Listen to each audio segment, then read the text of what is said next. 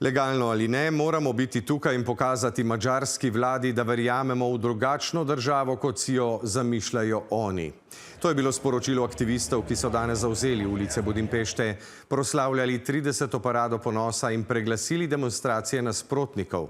Zbralo naj bi se več 10 tisoč podpornikov, čeprav jo je, ali pa ravno zato, ker jo je, tamkajšnja oblast Viktorja Orbana z zakonom prepovedala. Shod še vedno poteka, po zadnjih podatkih, brez velikih izgredov ali intervencij policije.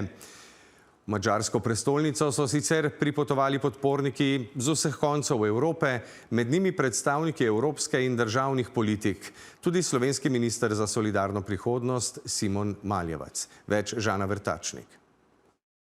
Zgodaj popoldne so se začeli zbirati podporniki glavne madžarske in prvič prepovedane parade ponosa. We don't really care about the consequences. We are here because we are proud, and we are not just only proud of our LGBTQ identities. We are also proud Hungarians, and we have to stick together. Do 500 evrov globe je Orbanova oblast nedavno uzakonila za udeležence tovrstnih dogodkov, na ulice nastavila številne kamere in posvarila.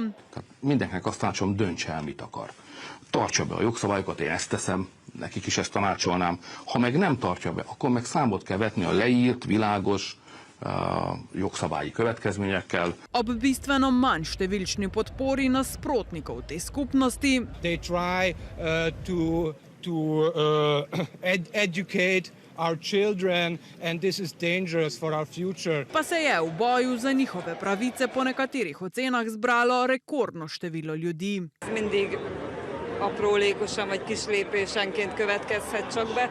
Nagyon sokat nem várok tőle, de annyit mindenképpen, hogy egy kicsit. Solidarnost je v Budimpešti izrekla tudi komisarka za enakost, še 5 pred 12 je Orbana pozvala, naj prepoved umakne. It is a core value to gather peacefully, to be who you are, to love who you are.